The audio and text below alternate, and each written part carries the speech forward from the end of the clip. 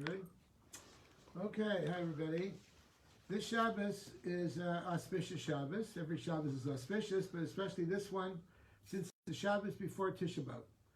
And Tisha B'Av, of course, is the day that we remember the destruction of the temples that took place on the 9th of Av in different years, many hundreds of years between each other. But they both took place on Tisha B'Av, on the 9th of Av. Therefore, Tisha B'Av is a very, very sad day. It's a day we fast, we mourn for the temples, and many other terrible calamities took place on Tisha B'Av also. The famous massacre of York in England took place during the Middle Ages. They say the Spanish Inquisition began in 1492 on Tisha B'Av, World War I rather, and many other calamities. It's a bad day for Jews. And so because of that, we fast, we mourn, and the Shabbos beforehand is connected with that. The Shabbos beforehand is called Shabbos Chazon, the Shabbos of the vision. Similarly, the Shabbos after Tisha B'Av is called Shabbos Nachamu, the Shabbos of comfort, because we're comforted after the destruction of the temple. But this Shabbos is the Parsha of Devarim. It's Shabbos Chazon. Shabbos Chazon, it's called Chazon because of the beginning, the first word of the Haftorah that we read on Shul, which is Chazon Yeshayahu, the vision of Isaiah, recounted in the prophecy of Isaiah. This Sikha was given by the Rebbe in 1987. I guess many of the Sikhs we're doing are from 1987. It was said on Shabbos Chazon at a Fabrengen in Chabad World Headquarters that day. And the Rebbe talks about, he brings down the famous aphorism of the Tzemach Tzedek, the third Lubavitcher Rebbe, who used to say, why is it called Shabbos Chazon? The word Chazon means a vision. May we reach the time of redemption, and then may our eyes behold the redemption, the vision of the third temple.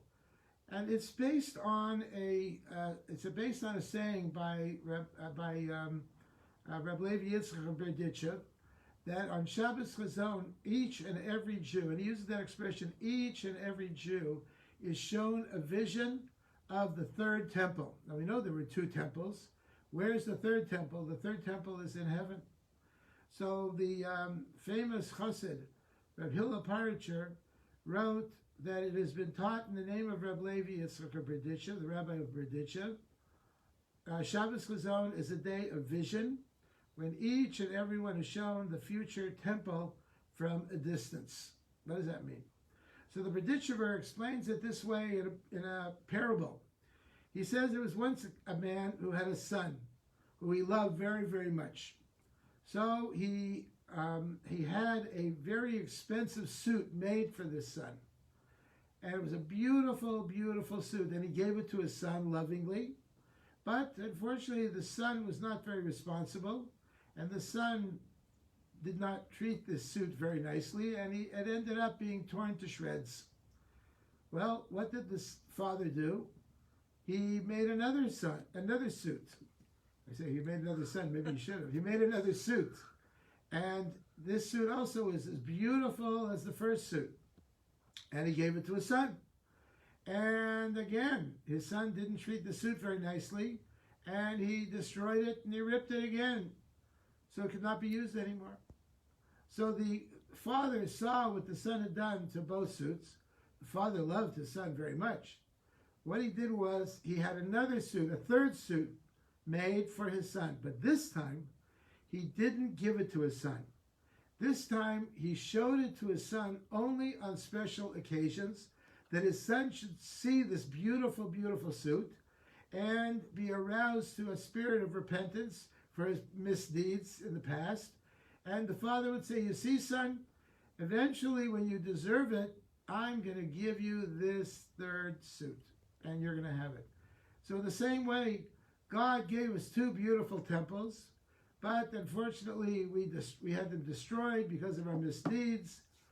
But God said, you know what? I have a third temple for you. But this one I'm not going to give you yet. This one I'm going to show it to you at certain times, like on Tisha B'Av, like on Shabbos Chazon. I'm going to give you a little vision of it, a little peek to see what it looks like. And this temple is going to be yours when Mashiach comes, when the Messiah comes, when you deserve it. And that is really the parable of Rabbi Levi Yitzchak, that each and every Jew has the vision of the third temple on the Shabbos. But the Rebbe explains, he said, we see from the story that although the first and second temples were destroyed because of our sins, God still shows us the third temple from time to time.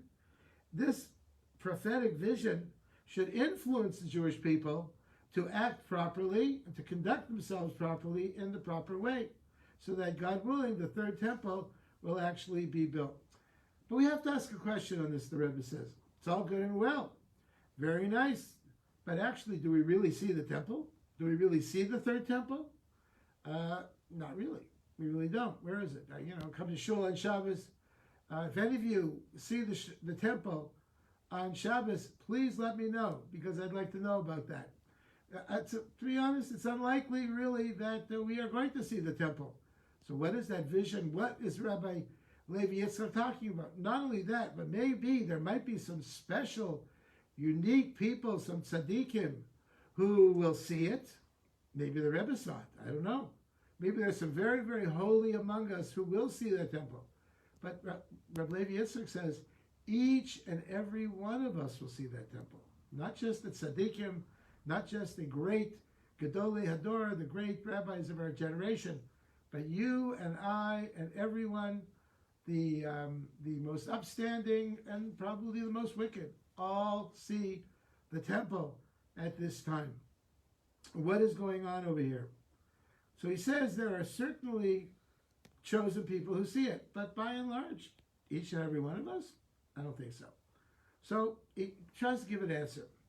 The first response might be that although a person does not actually see the Beis HaMikdash, the temple, the higher powers of the soul will see it. So our soul will see it. Maybe the body might not see it, but the soul might see it. And this concept is expounded by the Alter Rebbe, the founder of the Chabad movement, in his famous book, Likutei Torah, concerning heavenly voices that issue forth every day, that come and speak to us every day, and they urge us to do teshuvah, to do repentance. Who hears these voices? So the Gemara in Megillah says, even though he does not see, his mazel sees. What does that mean? His mazel sees. Mazel usually means luck, right? Or good luck, like mazel tov. You should have good luck, good fortune. Mazel can also mean the constellations in heaven. The astrological signs are called mazel also. The Alter Rebbe explains in Lubavitcher Rebbe, he says, let me explain this. What is a mazel? He says, only a ray of a soul actually descends to give life to the body. In other words, we have inside of us a body. We have inside of us a soul, rather, that comes into the body. Do we have a complete soul? A whole soul? No. We have a part of a soul. And the other parts of our soul are located elsewhere. For example, it could be that our children are part of our soul. Our wife is part of us. We call them our soulmate. They are part of our soul.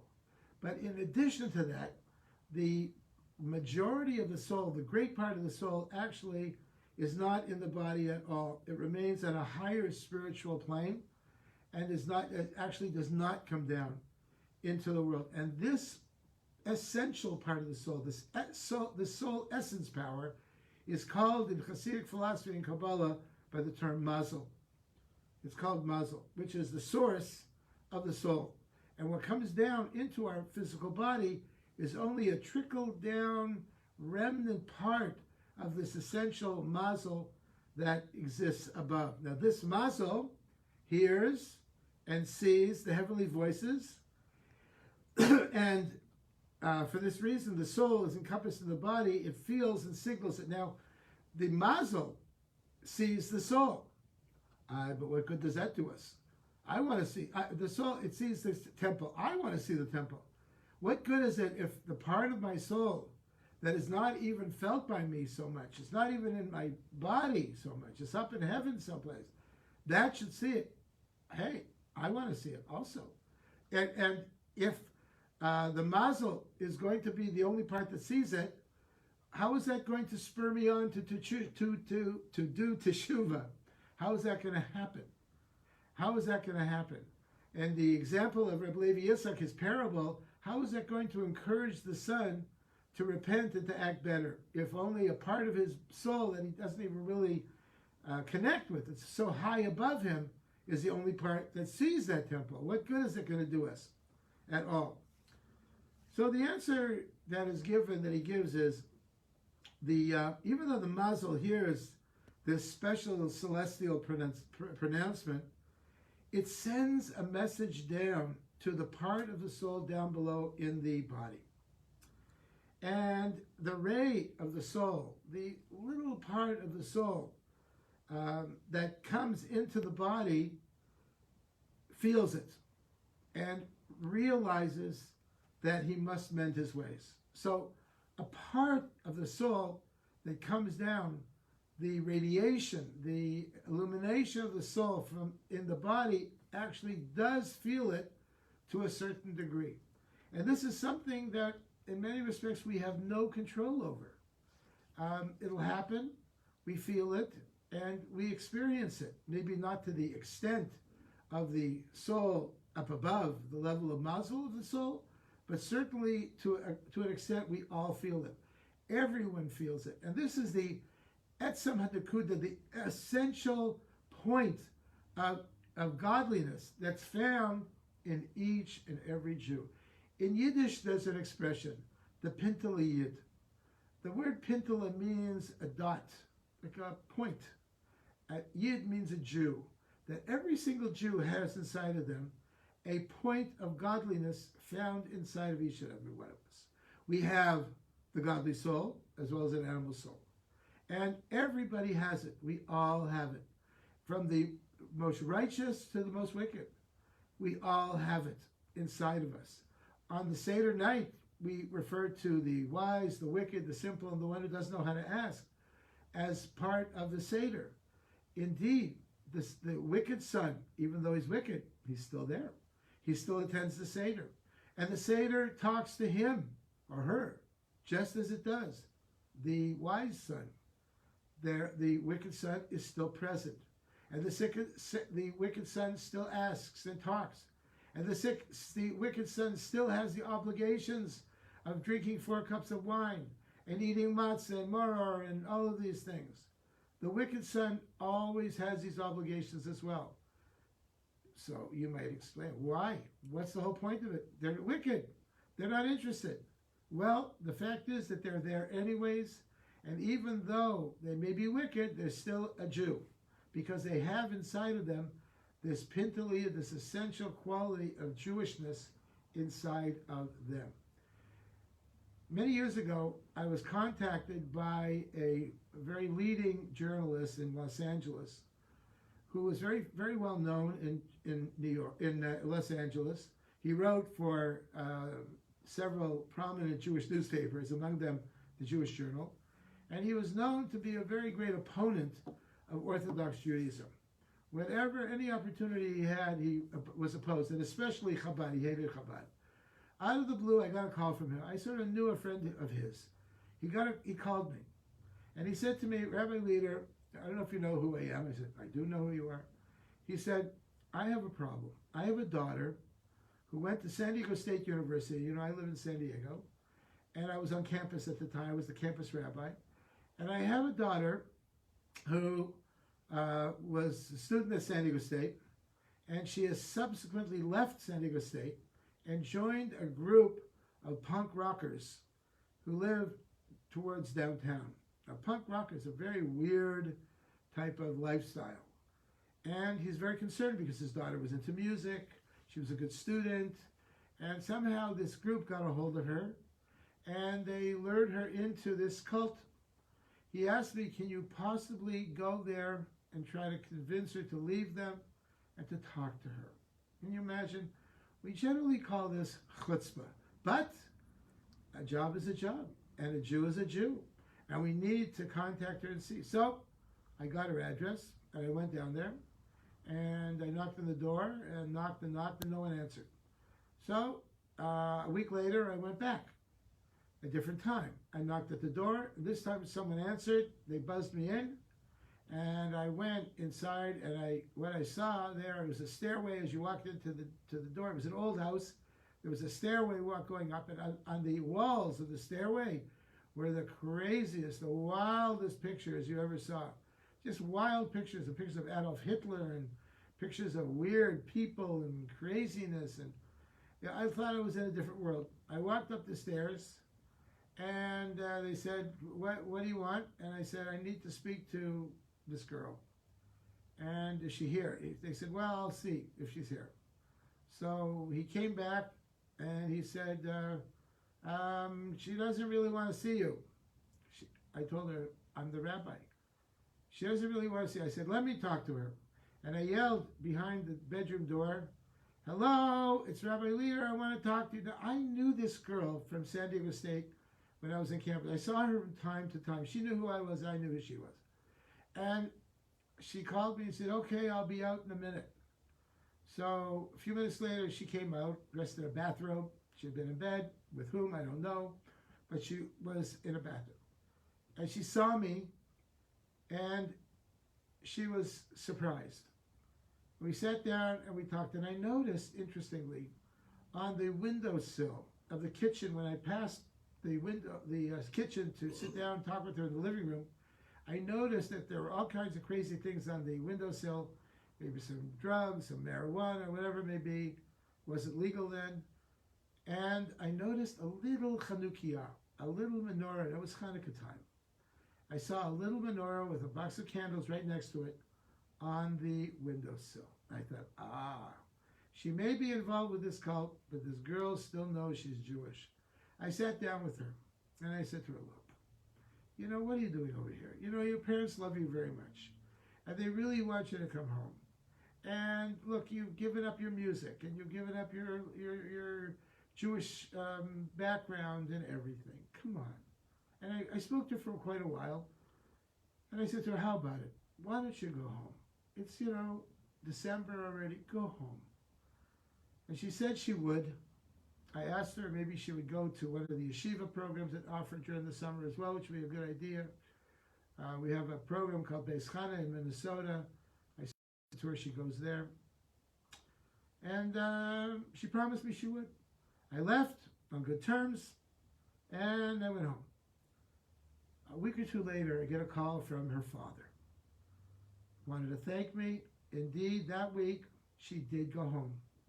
And they're reconnecting, and they're talking, and she's going to go back to school, and possibly she's going to go to Beis Chana. I don't know if she ever made it to Beis Chana or not. But the father was very, very happy. And what do we learn from this story? That every single Jew has inside of them that spark of Judaism, that spark of Jewishness, inside of which we don't even call Judaism. We call in Yiddish, Yiddishkeit, Yahadut, Jewishness that they find inside. And where does this Jewishness come from? It comes from the spark of God that's found in each and every one of us. Some of us might have children who have lost the way, who have gone off and done different things. But if we raise them well with a lot of love, if we have a lot of love that we've given, my experience is that invariably they will find their way home eventually. They will. They will come, maybe sooner, maybe later, but eventually they will come. All it takes is love, as they say. So, getting back to our lesson of the soul. So this week we emphasize the idea of Mashiach, that Chazan Yeshayahu, we see a vision of the third temple that will come down when Mashiach comes. And we see that there is a part of our soul, a ray of our soul, which is connected to the essential level of the soul, which is on high, that has very little connection to the world, that comes out and is revealed on this day. The Rebbe says, similarly, we may say that the lofty spiritual aspects of one's soul, they see the Beis Hamikdash, they see this third temple on Shabbos Chazon, and then influence the rest of the soul to tremendous ways and bring that soul into reality. It's interesting that in Hasidic philosophy and Kabbalah, there are actually there are 5 levels of the soul. There are 4 levels which are more commonly revealed in the world, and then there's a higher 5th level which is beyond the world. The lower 4 levels are Nefesh, Ruach, and Neshama, which are connected more to the physical world, the physical body, and these correspond to the 3 prayers that we say every day, Shachris, Mincha, Marv, morning, afternoon, and evening. We have a 4th level of the soul called Chaya, which is connected to Musaf, the additional prayer which is said on holidays and Shabbos, and that corresponds to the level of Chaya, which is Shabbos and Yom Tov, which is higher than the 3 lower levels. Because the word Chaya means life, and on Shabbos and Yom Tov we're given an extra life, a lively feeling that is beyond the physical world in many respects. It goes into a higher level. But there's a 5th level, and the 5th level is not connected to any of the 4 lower levels. The 5th level is called Yechida. In Kabbalah, Chaya and Yechida are united. They call it Chaya Yechida in Kabbalah. In Hasidic philosophy, they separate them, that they're 2 completely separate levels. Now, the level of Chaya is a very interesting level. The level of Yechida, rather, is a very unique level. The word Yechida means from the word Yachid, which means unique and very special. It is quite different than everything else. Generally speaking, in the physical world, we function according to the needs of our physical body and our needs. We're hungry, we eat. We need to breathe. We're all wearing masks. I don't know about you, but I don't like these masks too much. It's hard to breathe because we need air. We need air. We need water. We need comfort. We need companionship. We need beauty in our lives. We need all kinds of things. Whatever we need are based on the physical world. We are told even music is actually, even though you might think music is a very spiritual dimension, Hasidic philosophy says actually music is also a physical thing. We're moved by music. We feel good. A person hears beautiful music, they start swaying and feeling beautiful and wonderful. Beautiful art, any type of beauty is like that. It's a physical thing. Everything like that is physical. When we taste good food, it's really, really delicious. We feel, how delicious this is, how beautiful it is. We see a lovely sight, we say, wow, it's so beautiful. Look at that sunset, look at that the ocean, all kinds of things like that. They're all connected to the physical world.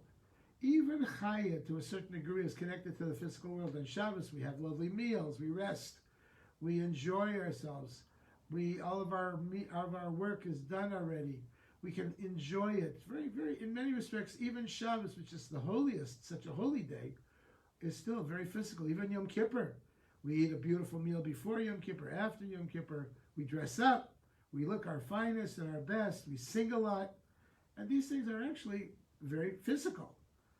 Yechida, on the other hand, is purely spiritual. Yechida is that level of the soul that takes place when a person experiences a feeling of total self-sacrifice.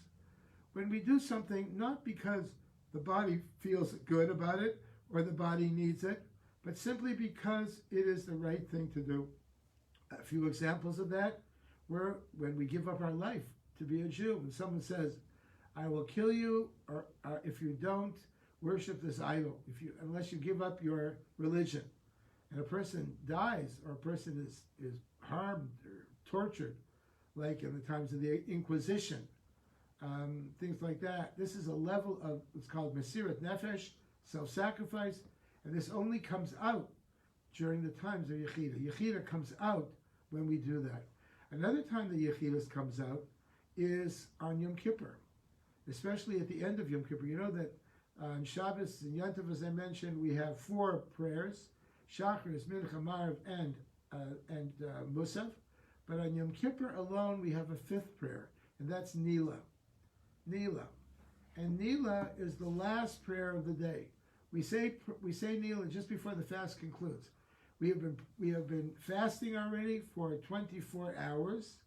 So we have 1 more hour to go, 25 hours, which is beyond the 24-hour cycle. we have not been eating, we haven't been drinking. But most people, when it comes to that point, they don't feel hungry anymore. They don't feel thirsty anymore. They are beyond the world. They are higher than the world. They're on a higher level than the world. And this level has nothing to do with the physical body at all. It's beyond the world. I remember my first Yom Kippur in New York in 770 at Chabad World Headquarters. And I thought I wasn't going to enjoy this because who likes fasting?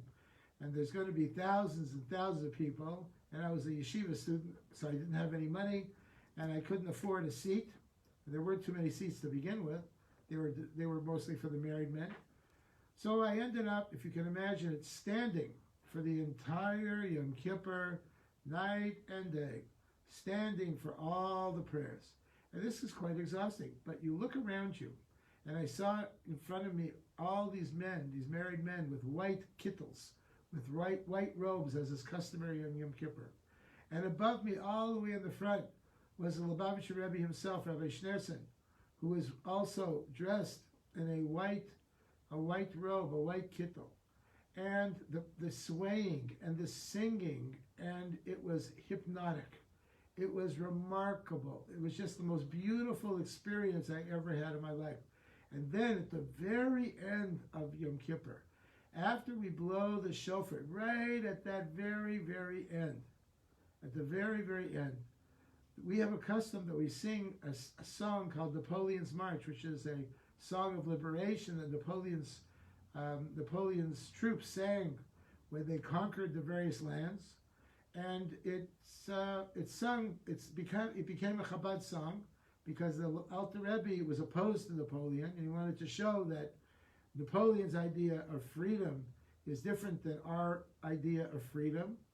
And we sing it. It's a Chabad melody. It goes like ay ay ay ay ay ay ay ay ay ay ay ay.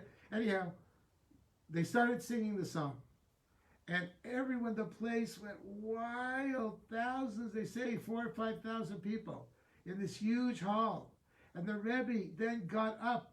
The Rebbe was at the time in his 70s, 80s, I think. And he got up and stood up on his chair, and he was waving back and forth and clapping with all his energy. And he was singing, and I thought the roof was going to cave in. I thought that this is it. Mashiach is going to come here. This is the time already. I certainly felt it. It was the most remarkable, the most spiritual experience I think I ever had in my life. It was an incredible, incredible experience. That is the level of Yechida of the soul. And that is the level that the soul experiences and sees on Shabbos Chazon, when we experience and we see the image of the third temple. It doesn't make sense. It is completely beyond reason and understanding. It is Lamayla Mitam Vadas, as they say, higher than reason and understanding. It totally does not make sense that even Jews who are completely assimilated and non-observant should experience it and should see it. But maybe it's not so unusual. In our day and age, we are finding many cases that many religious Jews are not very spiritual. They're very halachic, but they may not be very spiritual. But many non-religious Jews who are not religious at all, don't keep Shabbos, don't keep kosher, don't put on tefillin, could be very, very spiritual people. Perhaps many of you are in that circumstance where you may not be so observant, you may not keep every mitzvah in the book, but you are very, very spiritual people. Because spirituality really is beyond just the things we do. It's who we are. It's on a higher level than the things we do. And therefore, every one of us has that element of godliness inside of us. We need to channel it, and we need to bring it down into the physical world and contain it, so to speak.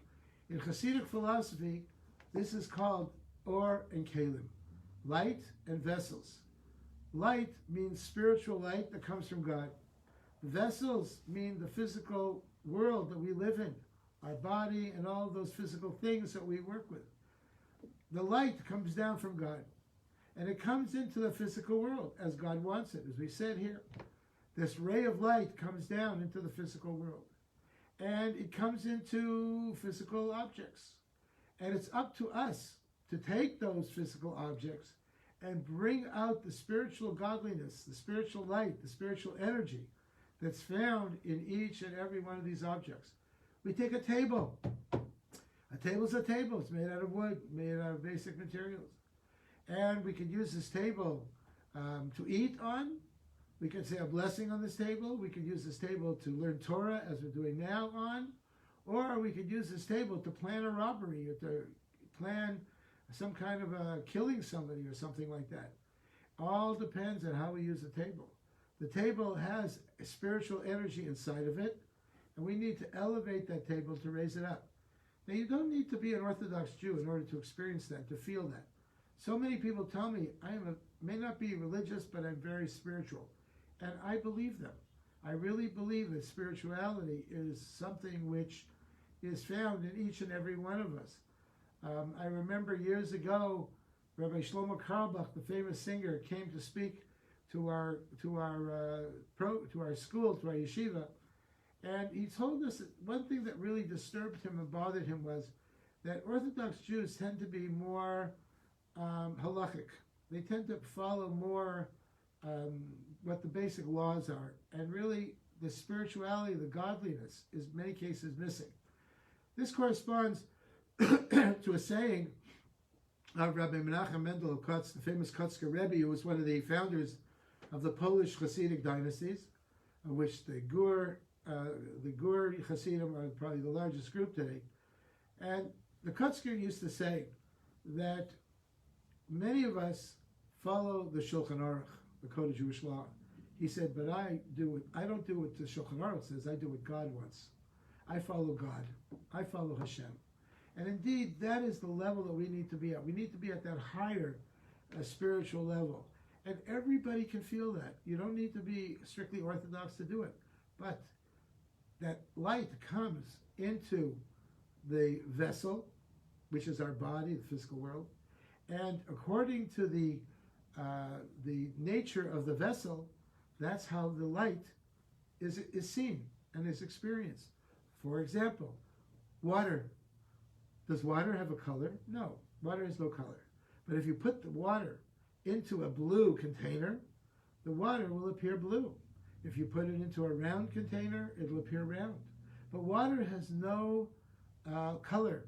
It has no shape. But if you put it into a particular container, it will it'll take on the qualities and the properties of that container. And sometimes we have a lot of light, a lot of water, but the keli, unfortunately, the vessel is too small. The vessel cannot contain all the wonderful light or the wonderful water that comes into the vessel. So we need to create a larger vessel. That's what mitzvahs are. Mitzvahs create vessels for God's divine light, so that God brings the light into the world, and based on the vessel, that's how the light is experienced. For some people, the light looks more like this. For other people, it looks more like that.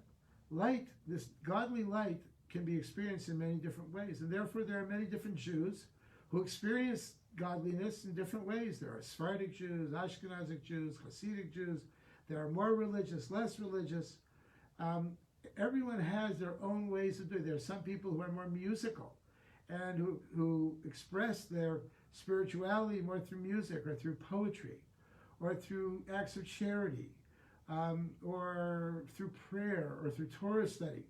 And some of them are more in this inclined. Some people pray more. Other people daven. Other people learn more. Some people are more into kindness, acts of kindness. Other people are more into creative activities. Everyone is different in this world.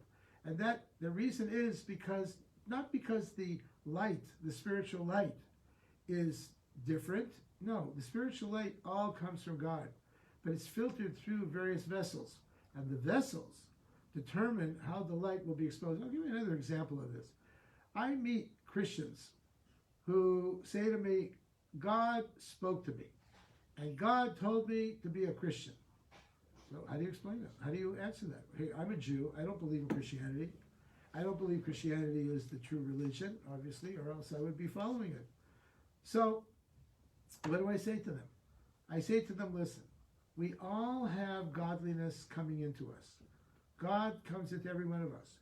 And if it didn't come into us, we wouldn't be able to live. Everything in the world is created with godly energy to it. And creation itself is a flow of godly energy into the world. We're told. God renews in His kindness every single day the act of creation.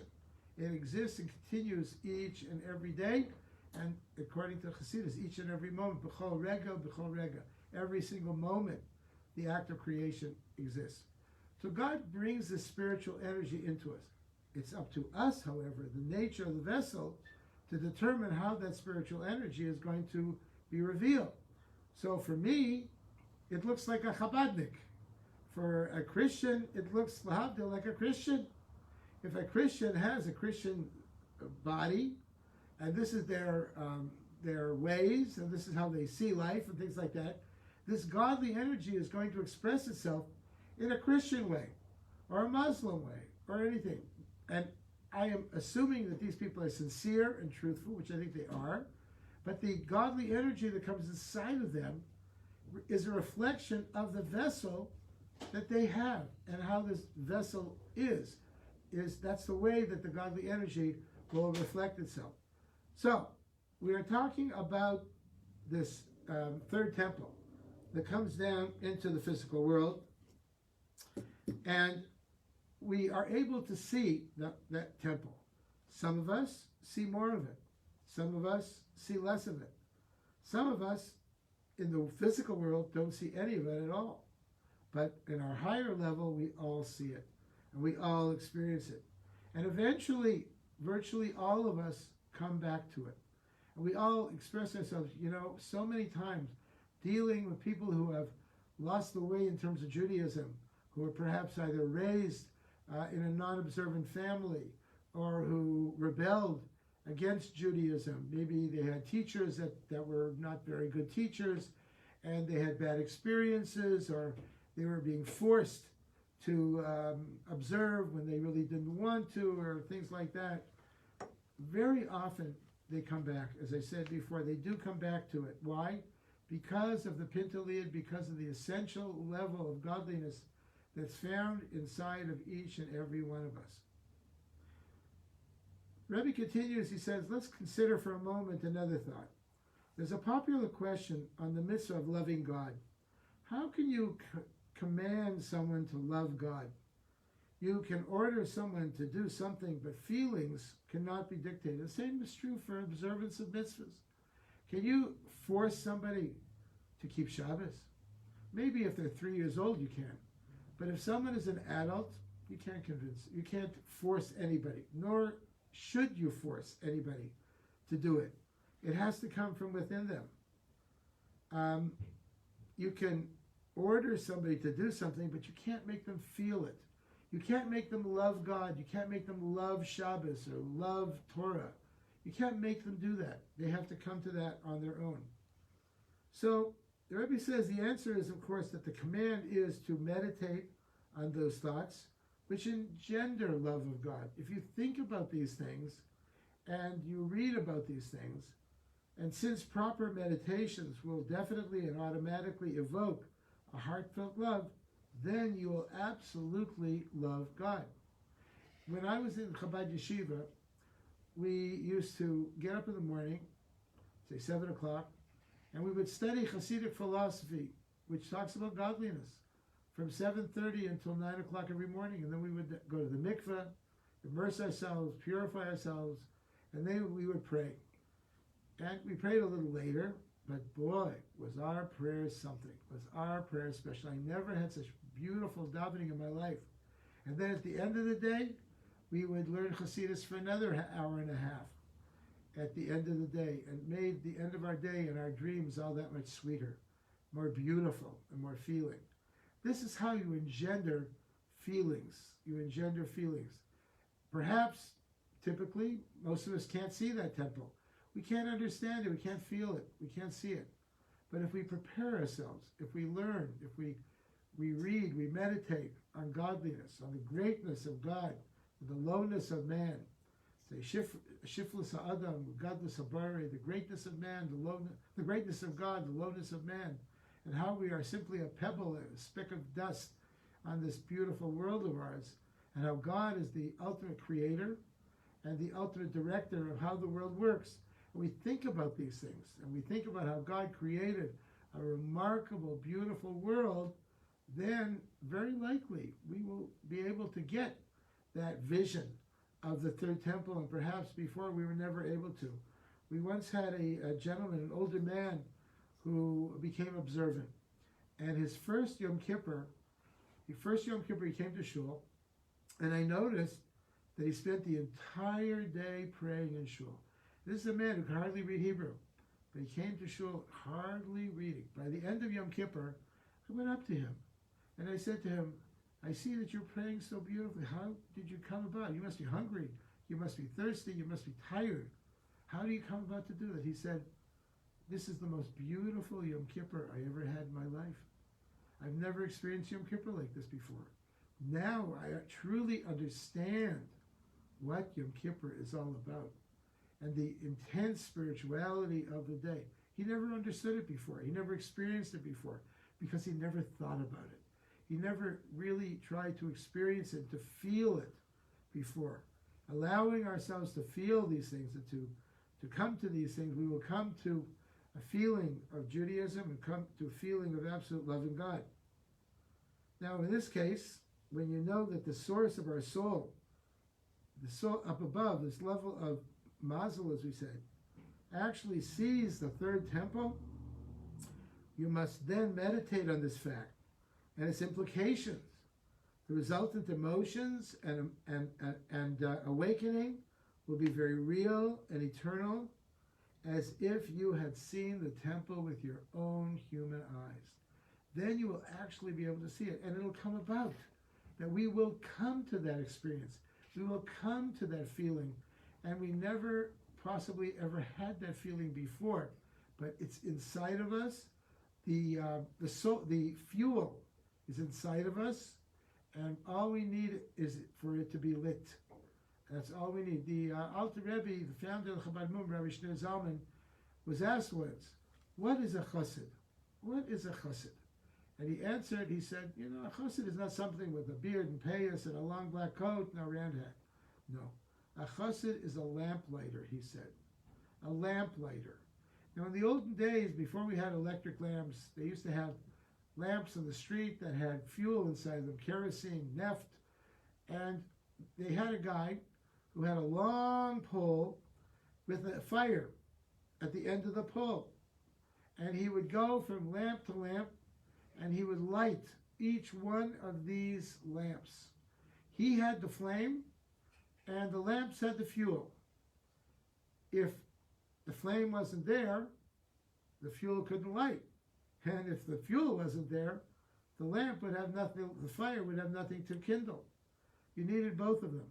So he said a chassid is somebody who goes around and he lights up people's fuel, people's lamps. That's what a chassid does. He goes around. The truth is, all he has is the flame. But the people, the Jewish people, they have the fuel. It's in each and every one of us. We all have it. Every single one of us has it. And we just need for it to be lit. We just need a little flame. And a tiny little flame, that's all, can light up a tremendous amount of fuel. We all have that inside of us. He says in our actual divine service, there was more to learn from the vision of the third temple. First of all, it should be in joy. It should be in happiness. What greater joy can a Jew feel than when he is shown the vision of the third temple? He jumps up and down. He's so excited. Hey, look, I want to show everybody. Look what I see. I see the third temple. I see Mashiach around the corner. I see it right there very soon. It's almost here. I'm sure the Rebbe saw it. I'm sure the Rebbe could feel it. Second, an increase in all matters connected to the temple. He sees that also. The sacrifices, meaning prayer. Prayer becomes more meaningful to us, and all forms of approaching the Holy One, blessed be He, and the holidays, and everything that we experience in the holidays, and all spiritual matters, including A'Havat Israel, love of our fellow Jew, Jewish unity. We all see these things in the coming of Mashiach and in the vision of the third temple. The Talmud Yerushalmi in Chagiga says, the city which made all Jews friends, namely Yerushalayim, when the tribes used to go up to Yerushalayim for the pilgrimage. Every Jew is a friend. Every Jew loves each other. We may not like some of the things that our friends do, but each one of us loves each other. How do we come to that love? Well, in the 32nd chapter of Tanya, the basic book of Chabad Hasidic philosophy, it talks about how each one of us has a divine soul. And in that soul, we are all one. We all have part of that soul. As I mentioned earlier, we are not given a complete soul, we're given part of a soul. And each Jew, each one of us, has a portion of the basic essence of godliness. Every one of us. From the greatest to the lowest, men, women, children, religious, non-religious, you name it. We all share the common unity in godliness which is found in our soul. The only thing that separates us is our bodies. Our bodies separate us, but not our souls. If we emphasize our bodies, we emphasize the physical world, then we are going to not love each other. We're not going to care about each other because we're all different, we're all separate from each other. But if we emphasize our soul, if we emphasize the godliness inside of us, in that respect, we are all united, we are all one. When the Jews came to Yerushalayim, and they prayed, and they offered sacrifices and prayers in the temple, in the holy temple, they were all united as one. Ki'ish echad b'lev echad, like one person with one heart. Each and every one of us, we were united. And that is why it says in Pirkei Avos, in Ethics of the Fathers, that when the Jews came to Yerushalayim on the three pilgrimage festivals of Pesach, Shavuos, and Sukkot, there was room for everybody. There was always room. You say, yeah, but it must have been very crowded. It was crowded. Believe me, it was crowded. And people were packed in like sardines, I'm sure. But they didn't feel it. Why? Because they were all united. You know, when I would go to Chabad World Headquarters and you'd pray there, it was packed. Literally, you were moving. You had people in front of you, behind you, next to you, and you were like this. They were all around you. Normally, you would feel very uncomfortable in that situation. Give me some space. Move away. I want my space. But you don't feel that way. You feel warm because your fellow Jews are right next to you. And you love them, and they are part of you, and they are part of who you are. So the guys in front of me, and back of me, on the side of me, they're all me. They're all who I am. And therefore, when we sway back and forth, when we shuckle back and forth, when we pray, we're all doing it together. And I saw a picture once of Yerushalayim at the Kotel, at the wall on Tisha B'Av, where it's thousands, tens of 20,000, thousands of people there. And they're literally packed in completely, and they move together, all of them together. You know, like they had in the baseball stadiums when they did the wave, everybody's moving together because we are all one. We are all one soul. Maybe our bodies are a little different, but at these special times, we all become one soul with one heart, and the level of Jewish unity is seen.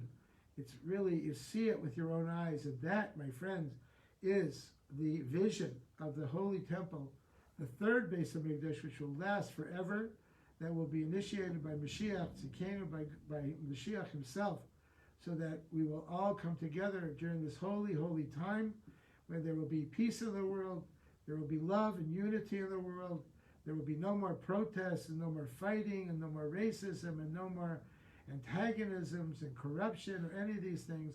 And these are the days that we hope and pray for. And on this particular Shabbos, we will actually have a tiny vision of it. Good Shabbos, good Shabbos.